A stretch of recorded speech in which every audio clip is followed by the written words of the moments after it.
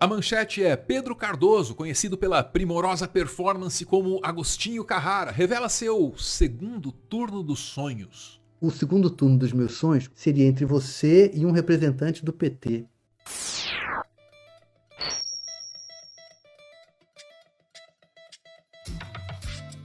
No calendário eleitoral brasileiro vigente, nós nos encontramos naquela contraditória fase em que todo mundo é candidato enquanto diz que só pensa em ser candidato. Aquela fase em que todo mundo faz campanha enquanto nega fazer campanha. Quem quiser enquadrar um presidenciável por fazer isso, terá de enquadrar todos os outros, em nome da coerência.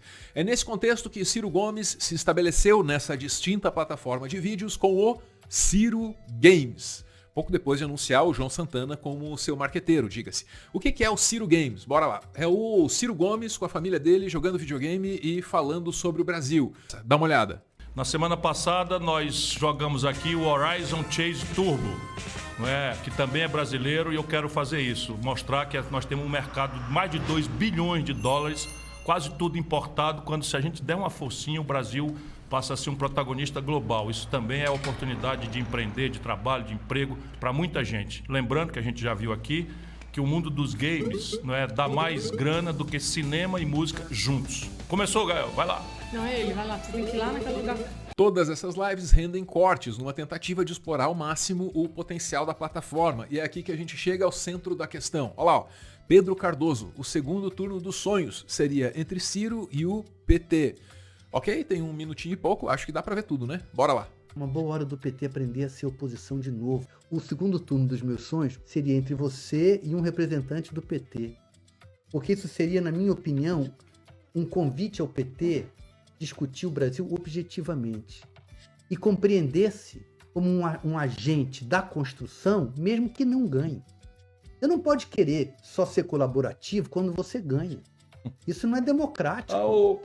Escuta aí. Eles não podem, de novo, ficar apenas com discursos comoventes e trazendo lágrimas aos olhos das pessoas e não trazendo para a mesa propostas objetivas, concretas e, principalmente, não aceitando não ser protagonista. Por que o PT é a única esperança do Brasil?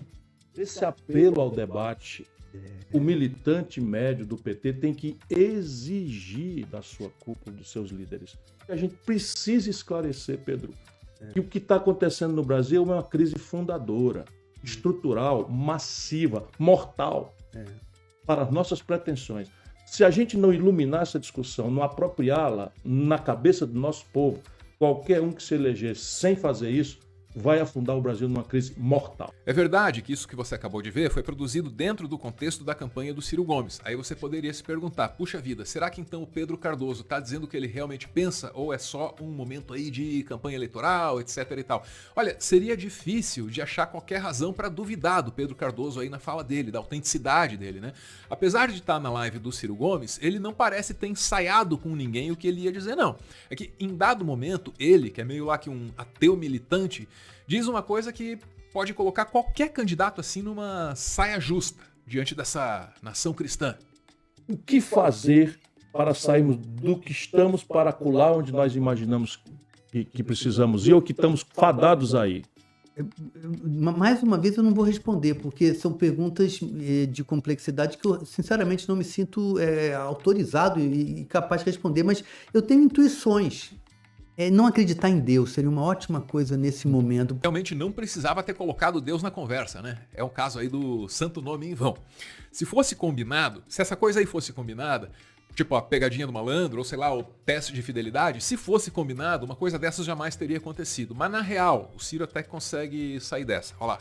Porque não existe Deus. Não para negar Deus, claro. Não. É porque não vai acudir essa mundanismo. Para parar com essa bobagem de dizer que os problemas do Brasil serão resolvidos por alguma compreensão que se tenha de Deus. Se Deus quisesse que só houvesse dele uma única compreensão, não haveria tantas. Existem tantas compreensões da transcendência, de Deus, de deuses, justamente porque o Deus que não existe quis que assim fosse. Entretanto, você tem hoje no Brasil uma tendência muito grande de autorizar uma opinião política através de um argumento divino. Isso é uma tragédia para a humanidade, porque as questões do homem têm que ser resolvidas, dos homens, do ser humano, pelo ser humano. Eu digo por quê? Você pode ter uma crença, ela outra, e eu outra. Entretanto, nós três temos que nos entender sobre a escola pública, temos que nos entender sobre o fornecimento de água, sobre se a gente quer fazer a água ou o esgoto, se a gente quer ter luz elétrica, se a gente quer ter um ventilador assim de mão. Isso é um assunto comum a nós. Então, a sua religiosidade, ou a dela ou a minha, não pode ser o nosso ponto de entendimento. Nós temos que poder continuar dizendo, puxa, eu não acredito em Deus. E você dizer para mim, mas eu acredito em Jesus Cristo e tudo aquilo. E ela falar, eu sou do candomblé. E a gente tem que, juntos, poder decidir o que a gente vai fazer com a escola pública, com o transporte. Por isso que eu digo que a religião não pode ser o lugar comum da política. A política é uma atividade realmente do intelecto, laica. A religião é uma questão particular. E é nesse ponto que o Pedro Cardoso coloca o PT na conversa, o que é ótimo para o Ciro Gomes. Muito melhor nessas horas falar de Lula que de Jesus. O Ciro Gomes não ignora o componente religioso aí da conversa do Pedro Cardoso. Mas, claro, ele não é bobo de perder a chance de falar do PT.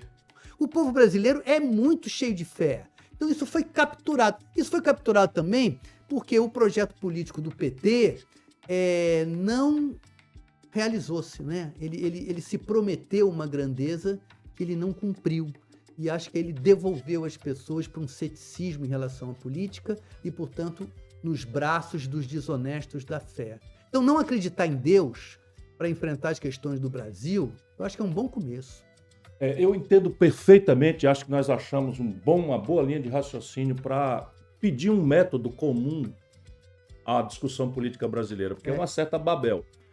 Então, o que você está querendo dizer, basicamente, é a convicção que eu tenho de que a construção do Brasil futuro, que no nosso imaginário é uma civilização radiosa, justa para os seus filhos, onde se possa viver em paz, com tranquilidade, todo mundo com o mínimo de qualificação educacional e para o trabalho moderno, é uma obra humana, não cairá do céu, não será uma consequência fatalista. Para nós que temos fé, Deus vai abençoar, mas precisa que nós trabalhemos. Para os que não têm fé, nós precisamos respeitá-los porque eles fazem parte desta construção e são também merecedores de partilhar esse paraíso civilizatório que o brasileiro não tem e merece. E isso, na minha opinião, e você associar a oportunidade do PT, e aí um debate dessa altura não cabe senão argumentos nessa altura, é uma coisa que deveria ser pedida hoje ao PT. Ah, sim. Né? Porque não só porque eles já tiveram oportunidade, mas não podem repetir essa deserção. Beleza, tá aí o contexto, né? Tá aí o começo da conversa que leva o Pedro Cardoso a revelar que o segundo turno dos seus sonhos é entre Lula e Ciro Gomes. Agora, quais são as chances de que isso venha a acontecer no futuro próximo, em 2022? Bom, a pesquisa mais recente que a gente tem é essa aqui, ó, do Atlas. Ciro Gomes aparece com 6% dos votos, desafiado a crescer até superar, ó lá, os 13% do Moro e os 31% do Bolsonaro. Isso para chegar no tal do segundo turno dos sonhos. Não é fácil, é uma candidatura com pouquíssima margem de manobra, obrigada a encontrar soluções criativas. Algumas dessas soluções horrorizam a esquerda, mas parece que há razões pragmáticas para elas. Olha lá, por que Ciro Gomes aposta no antipetismo? Todas as razões aí para essas soluções criativas que eu mencionei estão citadas nesse artigo do Glenn Greenwald na Carta Capital. Recomendo a leitura, você pode ler se você quiser. Muito bem, eu disse que a margem de manobra para a candidatura do Ciro Gomes é pequena e isso faz com que algumas pessoas, alguns analistas políticos, se permitam traçar planos para o Ciro Gomes. Olha lá, ó, Ciro vice de Lula. O título dessa coluna não é brincadeira, nem fake news. É uma reflexão em um momento crítico da política brasileira. É do Juan Arias, no El País, e de novo, você pode ler se você quiser, se você estiver curioso. Agora só nos resta saber o que o Lula, né, que frequentemente é acusado pelo PDT de querer o Bolsonaro no segundo turno, de fazer de tudo para manter o Bolsonaro no poder, etc e tal. O que é que o Lula tem a dizer sobre esse segundo turno dos sonhos? A fala aí, a declaração aí é de julho, quer dizer, precede a do Pedro Cardoso, veio antes. Sabe, seria extraordinário para o Brasil que disputasse o Ciro e eu o segundo turno. Sabe, eu acho que seria uma vitória da democracia esplendorosa. Como era vitoriosa a democracia quando eu disputava com o Fernando Henrique Cardoso, com o Serra, com o Alckmin. Quem começou a atrapalhar isso foi o Aécio, na campanha contra Dilma, e depois alguns setores dos meios de comunicação que resolveram tentar destruir a democracia negando a política. Ciro e Lula no segundo turno. Parece muito improvável, né? Mas aí, até outro dia, ver aquele homofóbico lá do programa da Luciana Gimenez e do CQC presidindo o país, isso também parecia impossível. Esse é o Brasil, um país que ultimamente tem produzido mais surpresas que soja. Para continuar fazendo conteúdo e, quem sabe, expandir o projeto, o Meteoro depende de contribuições. A chave Pix do canal é essa aí, pixmeteoro@gmail.com. Você pode ajudar, mas claro, só se você quiser. Muito, muito obrigada por ver esse vídeo até o final!